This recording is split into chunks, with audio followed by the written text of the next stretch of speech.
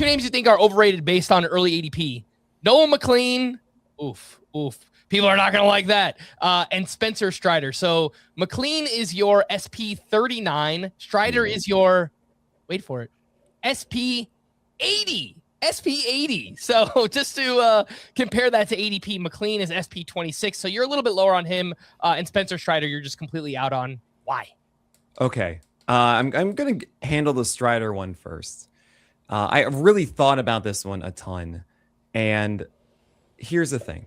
Spencer Strider was a 2-pitch pitcher, okay? 4-seamer, absolutely elite, with great verts, great velocity, all of the things you want, and then an elite slider underneath it.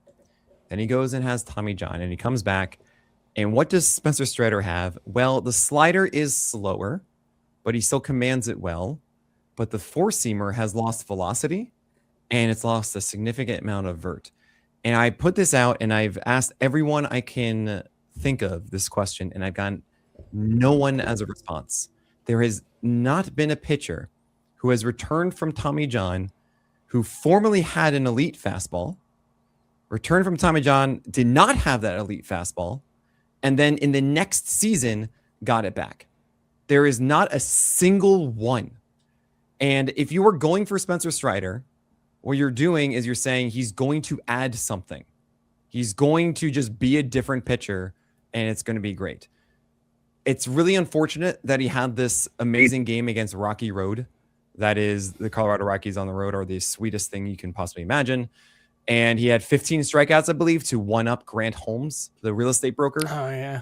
The Grant Holmes, the day before. So that really made people believe that he's actually really good again. No, that was just absurd domination with sliders. And by the way, the right-handed lineup could not handle any sliders. Because any breaking ball down away, that's just how you destroy the Colorado Rockies last year. Spencer Strider, he's fine.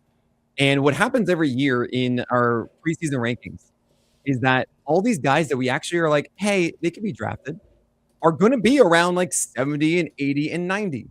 But then you get 1 month into the season, the guys who are like 120, 130 are here because all these other pitchers are injured. Guys who are in 70 and 80 all of a sudden come up to 50 and 60 all the time, right? But if I'm drafting, I just can't do that. I just can't go for Spencer Strider. Why would I chase that instead of someone else who actually has a chance for a higher ceiling? I know, crazy, Spencer Strider, but I just don't believe that the fastball is going to return. It's just never happened before. So I'm out. I totally get that. We did overvalued players based on early ADP last week, and I brought up Strider. I just need to see something in spring training. There's absolutely no chance I could draft him where he's going right now until I see either, velocity is back, the shape on the fastball has improved, a reliable third pitch, which he doesn't have either. So until I see one or multiple of those things, I'm out at this current cost on Strider as well. And I just want to add, not like results. I don't want to see good results in spring training for him because we need data. We talked about velocity we talked about this shape readings. Yeah, we talked about this last week. He had that start against the Red Sox in spring training where he struck out, I think, 9 in 2 2/3 innings or so. It was the math that doesn't work out. Really fun. Yeah. It was like he struck out like 8 of 11 batters that he faced or something. It was crazy.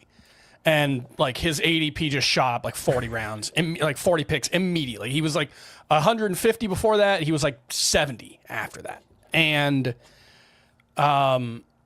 if you actually watched the start, I think they had like 2 major leaguers, and that was including like Christian Campbell and Vaughn Grissom. I think were like the 2 legit major league players on their roster. And 2, he was averaging like 94.5 miles per hour with his fastball. And we all just assumed, yeah, but that'll get better. It's his first start back, and it never really did. Nope. And like, I just don't think he can be that guy if he's 2 to 3 miles per hour below where he was at his peak, which is what he was last year. Mm-hmm. Nick, another one of those hype pitchers this season is Nolan McLean. His ADP is right around 100, man. He's getting pushed up. You think he's a little bit overrated early on. Why is that? Oh, man. Okay, so there's a couple reasons for this, and I'm not saying he's bad because I have him in my top 40, right? This is a case where we have 8 starts of a guy, and he's not showcasing the skills that we normally see with someone that we get really hyped about after just 8 starts. With Nolan McLean, he does not have the whiff ability against right-handers, but his sweeper, Nick, against right-handers last year, you're not going to believe this. His sweeper, thrown 32% of the time, had a sub 6% swinging strike rate. That would be bad for a fastball, right? Yes. Oh, yes. Absolutely would. Now, high called strike rate, as my cat Cashew is probably going to come into frame right now. She hears smart advice and she just comes on over. But a 24% called strike rate, fine. As someone who created CSW, that stat, I'll be the first to tell you that called strikes are less sticky than swinging strikes, and they are part of the equation, but they can't be the only part of the equation. So that should not stick around. He froze guys more often than he should with it. And his fastballs just generally are not that good. The sinker against right-handers is good. I'll give him that one 100%. I love it. But against the lefties, what is the plan? He has a curveball that is inconsistent. It has a 20% strike rate, but it was a sub 50% strike rate.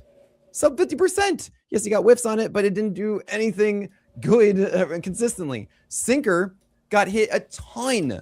We have a stat called ICR, which is ideal contact rate. Pretty much, did the hitter hit it well or not? Not just all of a sudden amazing like barrels, like sweet spot, everything else, solid contact. You want to be at like 35% on a pitch. That's like, oh, nice, good job. Sub 40, that's really the ideal. It was near 50% on his sinker at 22% usage against lefties, and the four-seamer was barely used, 12%. Like, that's his main approach against lefties, right? Is that curveball and sinker and the sweeper that had a sub 60% strike rate, not consistent. The skills are not that good. He just doesn't have this unbelievable put-away pitch. He doesn't have the greatest fastballs. And the results were really nice for Nolan McLean. They were great. It was 8 starts. It wasn't a full season of this. It was a perfect example of a good pitcher that had a great run. And I think it's not wise to chase that. It could be a really good draft pick for you. It absolutely could. He could make some more adjustments. He's only been pitching for a few years, so the idea is also that he's going to develop more, which I like in theory. But if you remember from the top of this podcast, I don't want to wish cast as much as I can. I don't want to have to lean on that development. So I'm at a point where I say, look, he's good, but I'm not going to turn down someone like Framber Valdez for Nolan McLean. I can't believe I'm saying this, right? Like, even Nick Lodolo, who just had a miraculous season, phenomenal, and he did it by command and getting better and having the rhythm and showcasing skills I would much rather have than Nolan McLean, because Nolan McLean hasn't done it and does not have the raw skill set that you want to see from someone that has such a good run. The ones for me are the other second-year pitchers. I have McClean and Mizurowski and Schlittler and Bubba Chandler, Trey Savage and Chase Burns all basically next to each other in the rankings, which is, I'll admit, kind of lazy. Whatever, it happens. But it's also to make a point that I think you're chasing upside on all of them. I don't see a big reason to like jump any of them ahead. I do have Chase Burns a little ahead because I'm really, but like Chase Burns is going a couple rounds after Nolan McLean. If I'm going to chase that, I'd rather do it with the premium stuff. I'd rather do it with McClean relative to price. I'd rather do it with Mizurowski, who's going about 25 picks after Nolan McLean. I like Nolan McLean a lot. I've made this comp before, but I think he's more Logan Webb than, I don't know, Garrett Crochet. Yeah. Well, it's interesting because like Logan Webb is a very specific kind of arm. And so it's harder for me to say that one, but I think I understand what you're getting at of being like, he's more going to be your volume arm and not your big strikeout arm. He's not going to be your overpowering arm. And I do agree with that one. It's really just hard to buy into a guy that does not have an overpowering fastball and somewhat questionable breakers. That's really the end of the day. It's like, what is it that we're saying is just such an amazing skill of Nolan McLean? And I can't really tell you yet. And that bothers me. Yeah, he does get a ton of ground balls. That is for sure. I would caution people on the strikeout rate that we saw in the small sample. It was 30%, 10.7 K per 9. His swinging strike rate, just 11%. Those things don't really line up. So either he's going to have to get more swings and misses, or that overall strikeout rate is probably going to drop down here in year 2 for Nolan McLean.